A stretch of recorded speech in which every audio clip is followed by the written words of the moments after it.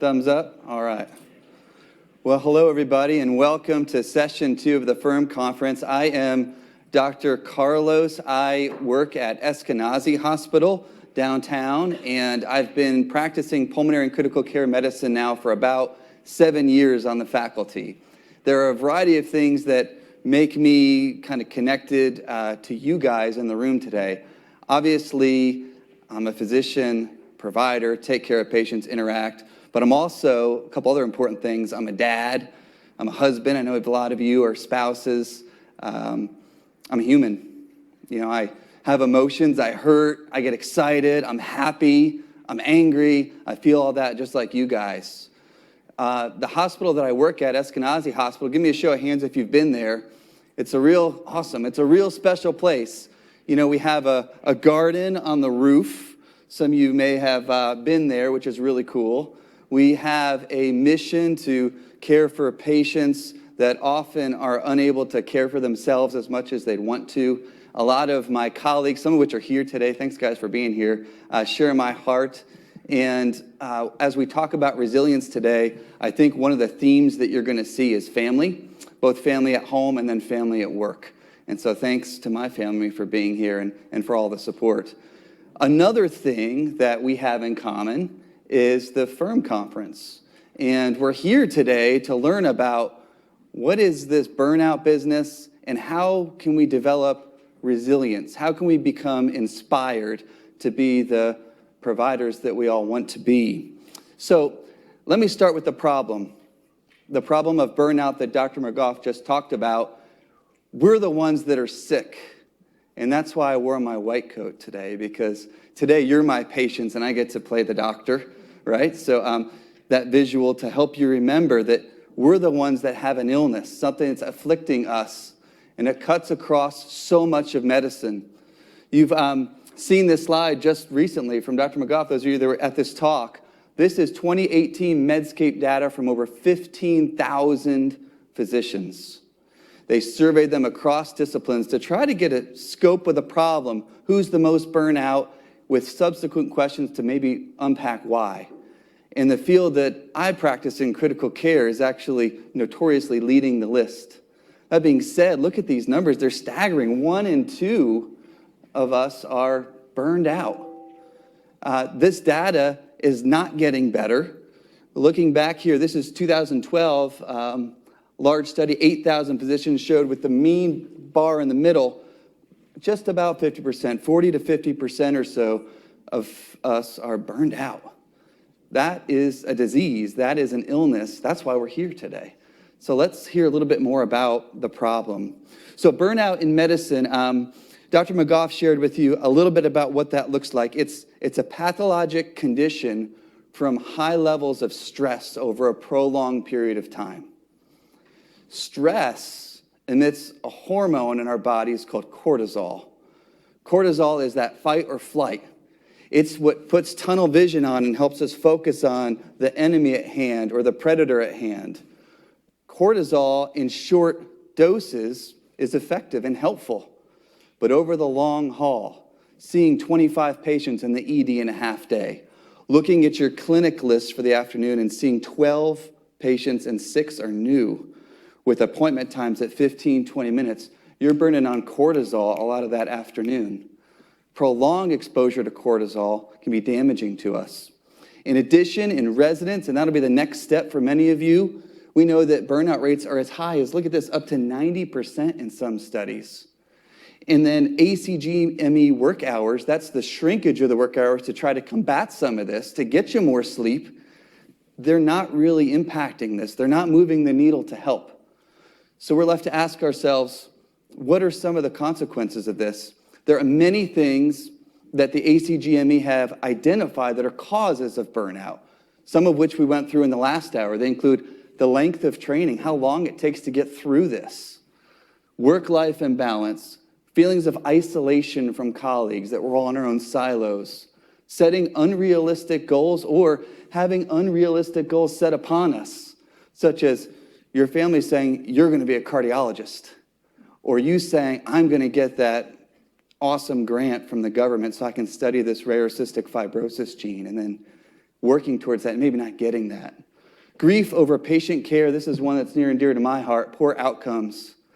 This combination of factors have been identified as the root cause of this problem of burnout that's causing so much harm amongst our healthcare family. Consequences, you've heard about some of them just in the last hour. Poor judgment patient care errors. Dr. McGough touched on this in his work with the IMSA. When you're engaging in cortisol-driven life, fight or flight, your minds work on what's called System 1 thinking. System 1 is fight or flight. It's I will deal with the problem in front of me, but I start to tune out some of the peripheral things, some of the differential diagnosis. When you've got to gun through all these patients in a morning, you might not have time to sit back and say, what else could be the cause of that abdominal pain? Did I really think through that presentation well enough? Do I need to go ask her some more questions about her family history? You see, System 2 thinking is when we slow down, take a step back, and think about the big picture and put all the pieces together. That takes deliberate intentionality. And when we're gunning patient to patient in clinic or in the ICU or in the emergency department, we lose our System 2 capacity. We run on cortisol, and that causes us to miss things and make some mistakes. Difficult relationships with coworkers. We just identified one where the surgeon who had a complication kind of walked past and didn't want to see the patient. That was a withdrawal in that relationship with Dr. McGough. You know, he asked him to come, hey, I went out of my way to tell you about your patient. And he said, well, my shift's ending. As we work on cortisol, we don't take time to be with one another. And that hurts our relationships with one another. Disengagement, not filling out your satisfaction surveys for the hospital, not going to those committee meetings. I don't have time for that. I'm not engaged with my healthcare institution. Then on a personal level, depression, anxiety, sleep disturbances, addictions, marital dysfunction, suicide. You just heard some really humbling stories from Dr. McGough about these things. And this data substantiates what he was talking about. There are higher rates of depression in medical students than the general population. Lifetime rates of women physicians or PhDs are much higher than the general population. And super humbling, male and female physicians are more likely to commit suicide. And in one study, up to 23% of interns had suicidal thoughts. We're the ones that are sick. That's a big problem. So that's why we're here today. That's why we took a day out. We're here at Marion, who's gracious host for us this year. And we're wanting to set our sights on what are the steps that we need to take to overcome this. My disclosure slide, I'm not a psychologist or psychiatrist. I've been on a bit of a personal journey because I've felt this and I've seen this in my friends and colleagues. And so what I've learned today, what I've discovered about resilience and positivity is just kind of from my own study of the topic. And it's had a huge impact on me. And so what I share with you guys today and my thoughts, they're in some ways unique to me, but I hope that because you can identify with me as a provider, as a critical care doc, as a teacher at IU, as a husband, as a dad, as a human, I hope that they help you as well. So that's where we're going next. We're going to try to attack this problem. So how do we fix it? Is this physician heal thyself? Is this something we just all have to get better? Is the problem us? Or is it more than us? Is this something where we can just have more firm conferences and educate people on how to get better? Is the answer in more administrative or organizational support? It's not my fault. It's the fault of IU Health, and they're trying to get me to see 10 patients in a half day. Or is it counseling? Do we just need to kind of open up, share our thoughts, our concerns, our losses with somebody else? What is the answer? Where does it lie amongst all this? Because you'll find things to read in each of these. I'm going to submit to you that it's a combination of all of these things. Resilience, as I'm going to define it, it's very similar to what you just heard, is the ability to bounce back, to withstand hardship, and to adapt positively in the face of stress or disruptive change. You saw the daisies growing in the desert cracks last hour. I have the image of a lighthouse. Resilience means that waves are going to come, that trouble is going to come your way, stress, cortisol. Resilience is your ability to stand up strong under it, because you can't stop the waves from coming, guys. You can't stop the bad outcomes, the difficult patients, the stress that'll be put on you by healthcare, the administration, society. Those waves are coming. So resilience today, what we're submitting to you is your ability to stand firm in the face of it. Several weeks back, I'm the chief of medicine at Eskenazi. I'm the chief of pulmonary critical care. And I was being consulted on a patient who was an inpatient. She was very frail. She was about 45 pounds, and she had been losing weight for the good part of a year with this cough. She's admitted to the hospitalist team. They get a X-ray, a little funny looking in the apices of the lungs, so they get a chest CT. They see the results of the chest CT, and they call the pulmonary group and say, hey, something's not right in her lungs. Would you guys come do a consultation? Sure enough, the fellow and I show up. We look at the scan. We talk to her about her cough and losing weight. And we're suspicious of a mycobacterium infection, like MAC, in the upper lobes of her lungs, something that's not uncommon for us to see in pulmonary medicine. Well, her sputum, she wasn't able to cough much up, and she wasn't able to produce the diagnosis for us to make that way. So we had to set her up for bronchoscopy. So we walked her through the consent. She signed it. It was 10 a.m. on the day of the procedure. And I knew going in that I was going to be running solo because my fellow, who's normally with me, had to be somewhere else that morning. So I assured her, I held her hand, I told her, we're going to keep a very close eye on everything. I'll be here the whole time. She was anxious about the thing. She was really anxious. I tried to calm her down to the best I could. I normally start bronchoscopies by giving 2 of Versed and 50 of fentanyl. That's kind of my normal standard operating. But recognizing that she was thin and frail, I started with a 0.5 milligram of Versed and 25 of fentanyl. So I started low, almost giving her like a pediatric dose. That seemed to calm her down quickly. Scope goes in, we do the wash in the upper lobe. Scope comes out, smooth. I mean, this all happened in minutes. I step away, the nurses sit her up in bed. I start to type my note, and the SAT alarm starts going down. 92, 90, 88. Oh boy, I'm getting anxious. We put some more oxygen on her. I come back to the bedside, stimulating her. Mrs. B, wake up, we're all done. It's at this point that I notice her respiratory rate is very, very slow, maybe 5, 6 a minute, maybe. And that's with me really sternly kind of rubbing her. Mrs. B, wake up. Recognizing this was most likely an effective oversedation, I called for the reversal agents. The bronch nurse who was with me that day quickly went to pull him out of the machine in the room. SATs are dropping more, 84, 83. As her SATs are going down, my heart rate is going up. So I get to the head of the bed, I talk to the bronch tech, let's get ready to have to bag mask her until we get these reversal agents, and we start bag masking her. The reversal agents go in through the IV, and I start to see the heart rate next coming down. And as any critical care or EM doc knows, that's very ominous. It means her blood acid levels have probably climbed to the point where she's developing bradycardia. Sure enough, we call a code blue overhead. Here I am, talk about cortisol and fight or flight. I'm the chief of pulmonary medicine. I'm the chief of all of medicine. I'm bronching somebody in my hospital, in my bronch suite, and they're crashing right in front of me. The whole team gathers. You've been there, the code response team. We're able to intubate her. I'm able to secure her airway right as they're arriving. And that's when we see the heart rate of 30. So we give her a 0.5 milligram of atropine. We're bag masking her now through the ET tube. And someone says, I can't feel a pulse. So CPR has begun. Epi is given. Thankfully, after just 2 minutes of a round of CPR for what appeared to be PEA, she had a return of spontaneous circulation. I'm trembling as the code leader in the midst of this, terrified. All eyes are on me. Cortisol levels pinging. She's better. She rolls up to the ICU. She's intubated. I'm writing my note to document all this, preparing to go speak to her husband. They've been married over 30 years. And as I'm walking up to see him, bing, code blue, ICU, room 6206. What room did she go to? Oh no, it's her again.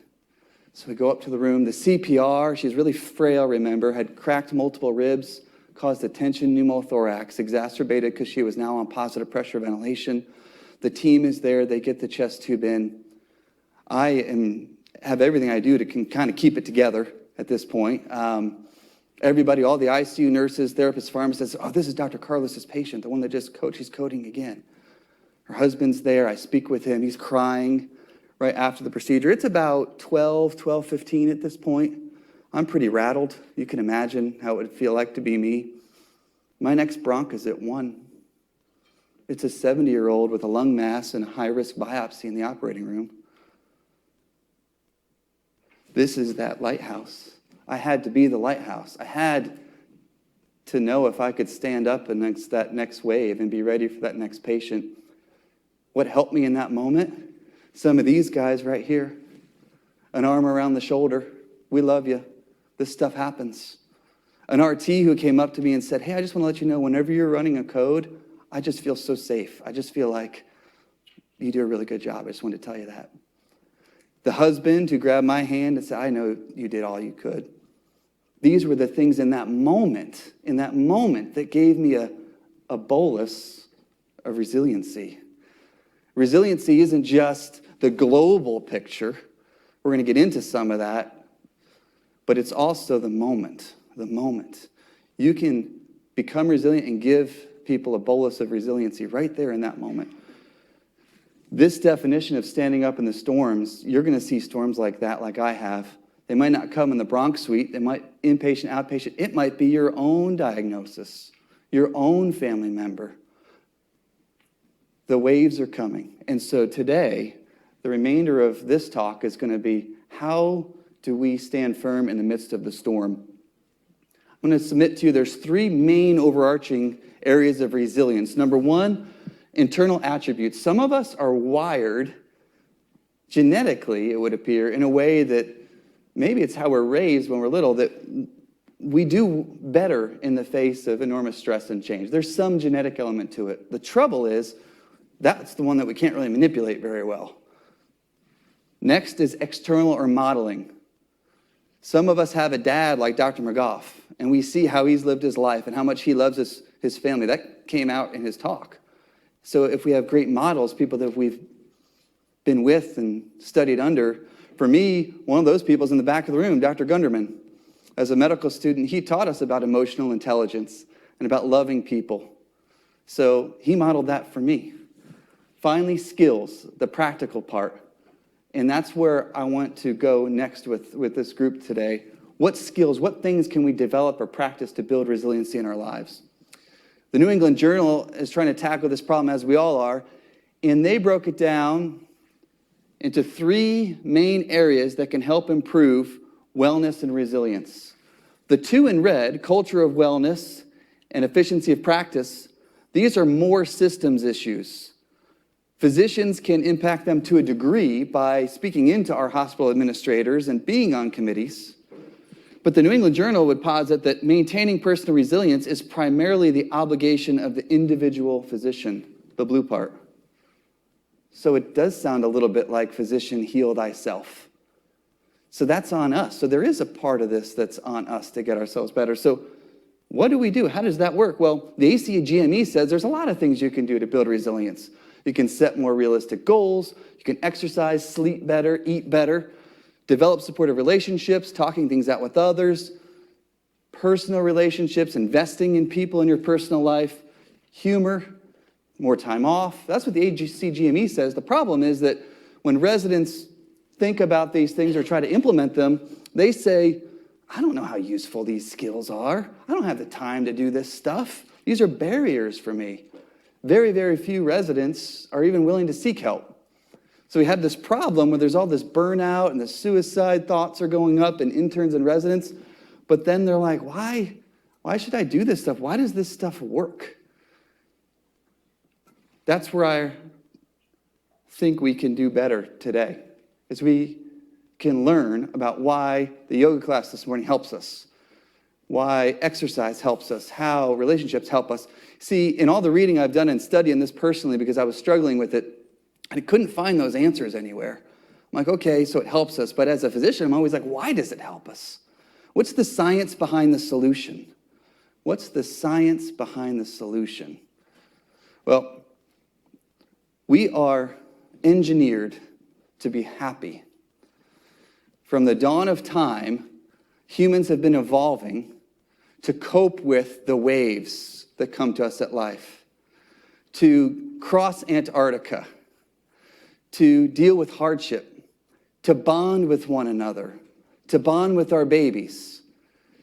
There are hormones in our bodies flowing through our bloodstreams right now that influence our thoughts, that influence how we feel when we say, I feel happy, I'm excited, I'm looking forward to going to my cousin's baseball game tomorrow. There's hormones behind all this stuff. And it was the discovery in my personal journey of these hormones that had such a profound impact. And so I wanted to share what I've discovered with you guys today. The first of those hormones are endorphins. Endorphins have one purpose: to mask pain. That's all they do. They mask pain. If you talk to, I have a buddy who's an MMA fighter, and I asked him, I'm like, man, I've seen you get beat up in the ring. That looks like it really hurts. He's like, Graham, I don't feel a thing. Not till it's over. Because when he's fighting, when he's charged up, those endorphins are flowing through his body. It masks the pain. Did you know that endorphins are released when we laugh? That's why it feels good to laugh. That's why we love watching late night. It's because your muscles are spasming. And so your body releases endorphins to counteract the spasming muscles. That's one of the reasons your endorphin levels, if you test them right after a good laughing session, go up. You're crying, but you're happy about it. Endorphins. Runners, Dr. Boz will be speaking later. He loves to run. He's done the mini. I think he might do it again. He knows what the runner's high is all about. Some of you know what the runner's high is all about. Some people get addicted to the runner's high because they get a bolus of endorphins when you go through a long run. Okay, your body secretes them. Myself, I'm not a huge runner, but I did one of these Tough Mudder things. Anybody else in the room done a Tough Mudder or a Spartan race? So the concept here is that you run 13 miles, but every half mile there's an obstacle. So I did it with a group of my buddies. And as I looked at the Tough Mudder and what it was going to be leading up to it, and I was training, there was only one obstacle that just terrified me. I mean, scared me to death. This obstacle was called the Arctic Enema. The Arctic Enema. After you've run 2 miles and the blood is flowing to the muscles, especially to the legs, and you're kind of just getting into things, you encounter an obstacle where there is a trash dumpster. It's about half the length of this room, for those of you in the room with me. And they bring in dump trucks worth of ice water that they dump into the dumpster. The obstacle is that you have to climb up the side of the dumpster, jump into the ice water, and then you can't just kind of scurry past it. There's a board in the middle that means you have to dive under the water, pop back up on the other side, climb out of the dumpster, and then go run the next 10, 11 miles. Arctic Enema. I get to the top of the dumpster, and I am terrified. I'm like, I'm going to pass out underwater. I'm going to need, to be coated here at the Tough Mudder. I jump in, and as anybody who is terrified would do, I tried to cover as much ground as possible between the takeoff and that board to have as least amount of time underwater as possible. I had been psyching myself up for this for weeks. So I jump in, boom, I get right in front of the board, under the board, out. Then I suddenly encounter a problem that I didn't identify before I jumped in. It's a co-ed competition, and the gal in front of me her muscles were literally like locking up. She could not get out the ladder on the other side. So I'm in the dumpster with ice water, and there is a gal, wearing all like workout type CrossFit attire, who cannot get up the ladder. And I'm paralyzed. Do I climb past her? Do I rip her down and go for it? So I just got up under the glutes, and I pushed her up, climbed up the ladder, jumped down on the ground, and I didn't feel a twinge of pain. I felt nothing. I felt excited. Let's go run the next 10 miles. Endorphins, endogenous morphine, released for one purpose: to help us mask pain. But they also make us feel good. They give us that incentive to go exercise, to go laugh, to watch good late night TV. They are structurally similar to morphine, and I found it very interesting that, endorphins, they induce euphoria. They make us happy. So they're one of the positivity hormones that I've discovered can have an impact on my life. When I need a dose of positivity, I can go for a run, watch some funny TV, just another trick of the trade. That's number one. We have 3 more hormones to go. The next one is serotonin. Serotonin is the pride hormone. Serotonin is what was coursing through your veins when the flying tomato hit the last jump a few weeks ago. Who saw that? Yeah. We were all stoked for Shaun White. We don't know Shaun White, but we know America. And so we were proud. This is why we have medal stands and do the national anthem. This is why you like watching that stuff. You know, it's amazing to see the physical skill, but we also like celebrating our country. This is why we have graduation ceremonies over here. Who feels proud in this picture? Well, I feel proud of Jasmine, but do you know who else felt proud of Jasmine this morning? Her mom who was there, her dad who was there, and her husband. See, serotonin occurs not only when we're proud of something we do, but when we're proud of others. If I tell my buddy Gabe, I'm proud of you, man. That case, you nailed that diagnosis. You did a great job. I'm so proud of you. I just bolused him with serotonin right there, just like that. Serotonin also, sunshine, all good things. That's why some of us struggle with seasonal affective disorder right now. I recently got back from Florida, which was awesome. I need some serotonin from sunlight every now and again. Foods, some foods are higher in serotonin production than others. Facebook, interesting. Yeah, every time somebody likes something you post and you see that, you get a little dose of serotonin. That's why you like to be liked. When people follow you, that's why it feels good. For some people, this can be taken a little too far. We'll get into that. But for a lot of us, there's some positivity that can come from liking things. I'd submit to you that this is less relational than it could be. It's a lot more meaningful to go out to coffee or tell someone in person or write them a letter than to like something they put on Facebook. Finally, getting back to running, for those of you runners out there, exercise releases serotonin. Absolutely. No doubt about that. Do you know what else releases serotonin when you exercise, and which is why the Mini is so popular? When people cheer you on while you're exercising. CrossFit, uber popular. People are cheering you on. The Mini, people on the sideline, yeah. That's why they want to run and race hard and cross that finish line, because they're getting bolused with serotonin by all their friends and family. Serotonin, happiness hormone number 2. Endorphins, serotonin. Number 3, my favorite, I think, oxytocin. Oxytocin is my favorite happiness hormone. Oxytocin is the love hormone. It's the bonding hormone, okay? Oxytocin is the hormone that championship teams try to develop to know where they can trust each other.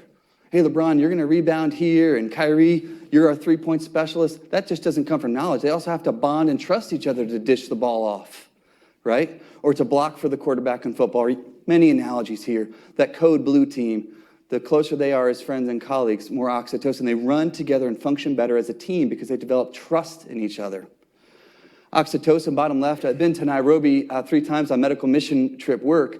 And one thing I learned about these trips, many kids that we see, guys, if you want to look in a kid's ears, you better play some soccer first. Because that Mazinga doctor coming from the United States over with that flashy metal thing that they want to put in my ear, which hurts, they ain't going to have none of that.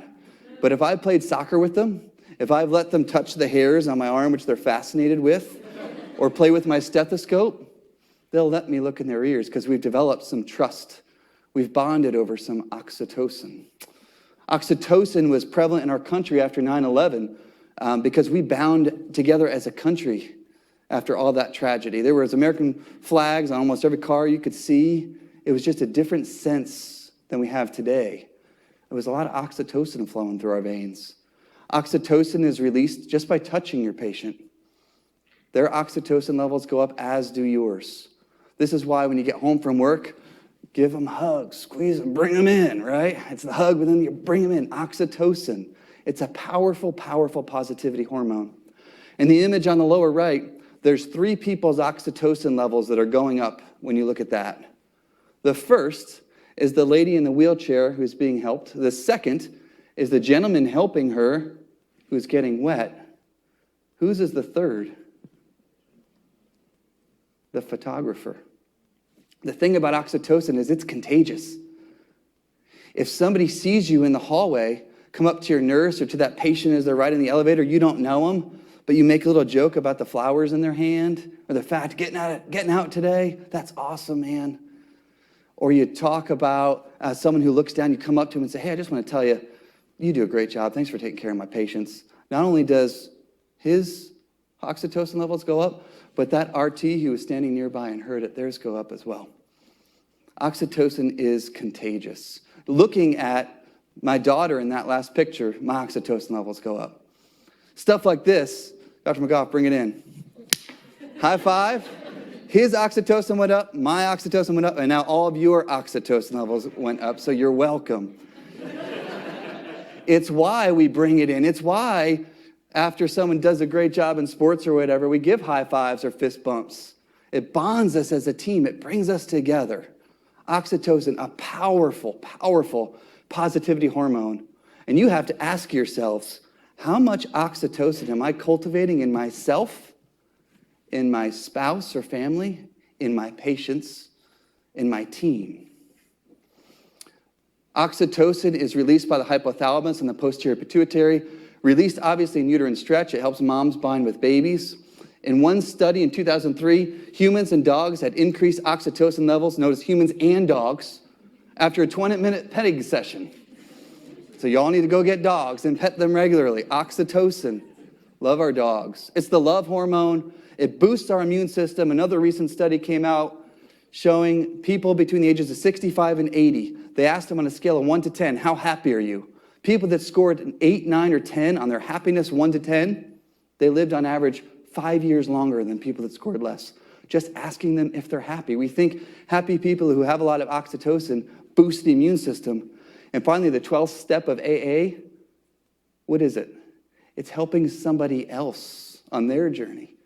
It's that oxytocin hit that you get when we help each other overcome. Oxytocin, love oxytocin. The fourth and final positivity hormone is the trickiest. It's the deadliest. It's dopamine. Dopamine is like Jekyll and Hyde. It has a good side and an ugly side. The good side is here. Dopamine is released when we accomplish something, when you cross the finish line, burst of dopamine. My honey-do list on Saturday morning, every time I check the box, fixed the doorknob, picked up water softener salt, check those boxes, dopamine, dopamine, dopamine. Those of you students, when you're staffing the patient and they're like, okay, check a BMP, a FOS, get a PA and lat chest x-ray. And then you check your little boxes, check, check, check, done, done, done, dopamine, dopamine, dopamine, okay? It's the feeling of accomplishment.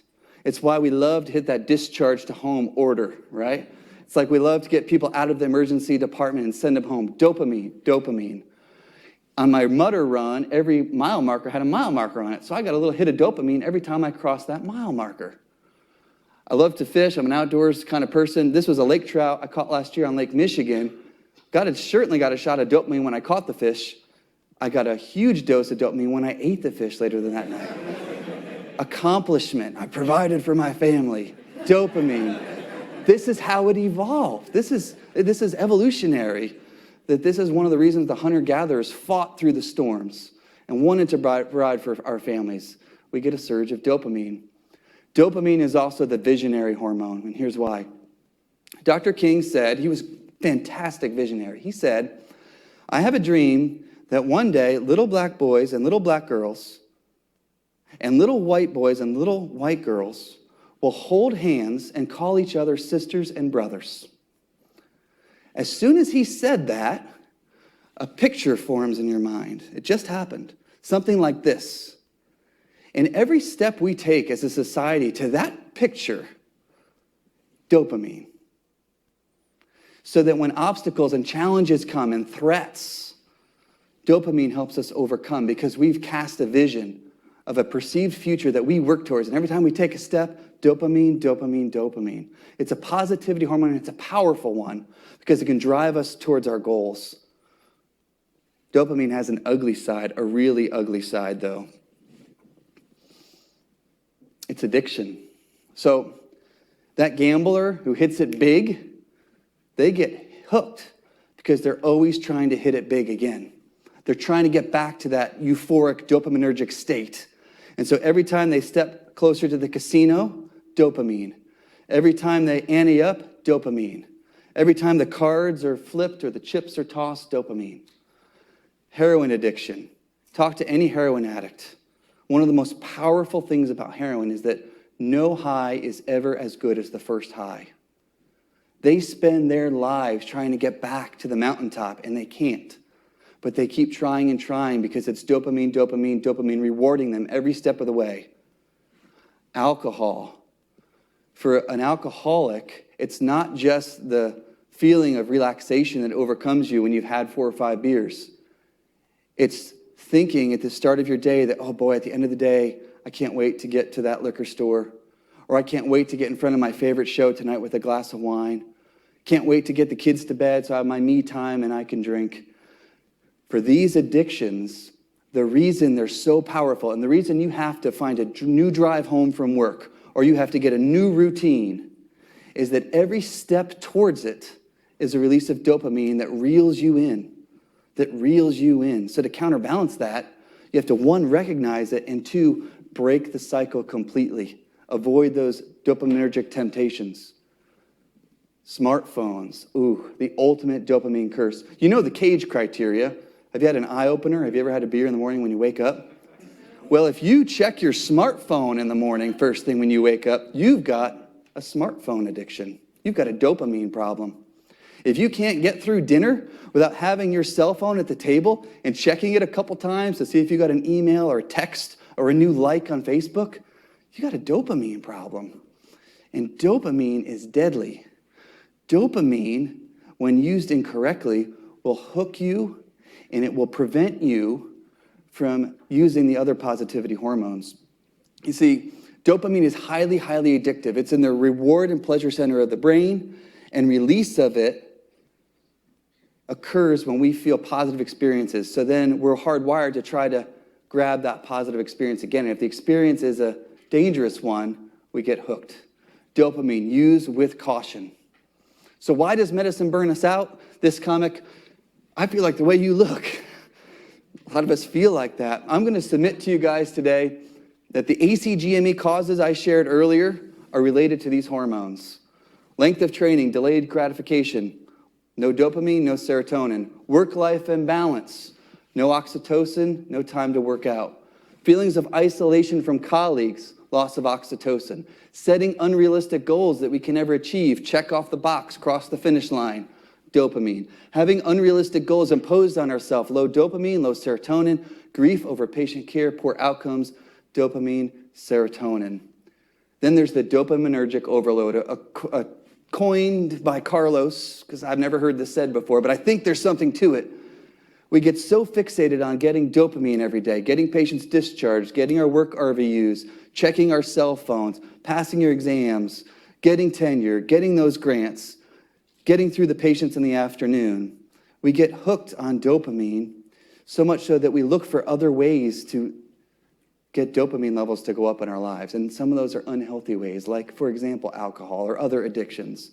We get overloaded on dopamine such that it outweighs the other positivity hormones, and we don't spend the time with oxytocin and our kids at night because we're trying to get our notes finished from the day in clinic, or we're trying to get all our emails answered before we go to bed.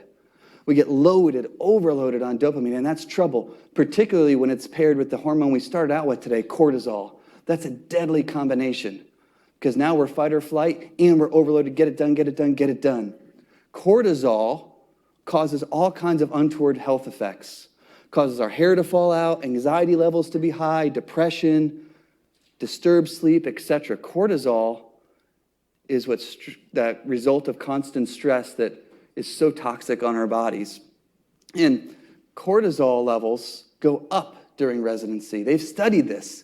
They drew blood in residents when they were on call, and their cortisol levels went up statistically significantly on call. Fight or flight, 24 hours, stressing you out, burning you out. So cortisol is a threat to the other positivity hormones, and it's one of the biggest challenges. It's a wave that's coming. Cortisol's coming in your lives. We need resilience to stand up underneath that cortisol. So why do these skills help? What was I inspired to share with you guys today? Realistic goal recognition, that works because of dopamine. So when you sit down with your advisor or your mentor and you map out the next 2 years of your life with deadlines, grant done this day, abstract this day, submit this month. That helps you guys because every time you check the box, it's dopamine, and those realistic goals, dopamine. It's a vision for your life. We need visions. We need people to speak into our lives and cast vision for us. Exercise, sleep, nutrition, boy, so good, so good. Those of you that were yoga-ing this morning, I'm not a yoga person, but I've done downward dog. It's painful. I sweat. Endorphins go up. Good stuff. Do yoga with somebody else, with a friend, oxytocin and endorphins. Tell somebody while you're doing yoga, man, you nailed that downward dog. Good job, bro. Serotonin, oxytocin, you got them all, right? Yoga. Supportive relationships, you need these. Gabe and I need each other. Man, when that happened with my patient, I told him. He helped me through that. You need people in your lives. My wife is another advocate for me who I share that stuff with. Taking time, talking things out with others, oxytocin, relationships, oxytocin. The relationship I have with my pharmacist, Jesse, and Jason, my nurse practitioner in the Eskenazi ICU, that helps us deal with some of the tragedies we see every day in that unit.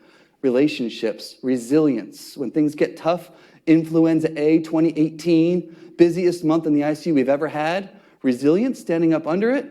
Jason, Graham, Jesse, our team helped me through that. Humor, obviously, we love humor. Used appropriately and at the right time, the right dosage. Endorphins, time off, endorphins, all of them, right? This is why these skills work. They work here. There's something to it. There's science behind these solutions. There's science behind these solutions. So my prescription today at Marion for positivity is as follows. This is your prescription for positivity. 1, endorphins daily. Endorphins daily. If you can't exercise, something funny, hang out with somebody who makes you laugh, I don't care. Get your endorphins every day. Number 2, serotonin, Q day. Tell people you're proud of them.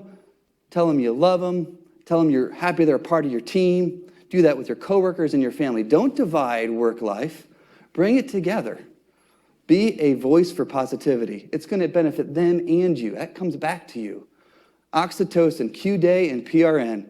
In between sessions, honey, I love you, I miss you. Thanks for letting me be here today. I can't wait to see you later when I get home. Buy a dog, for crying out loud. As much oxytocin you can get, the better.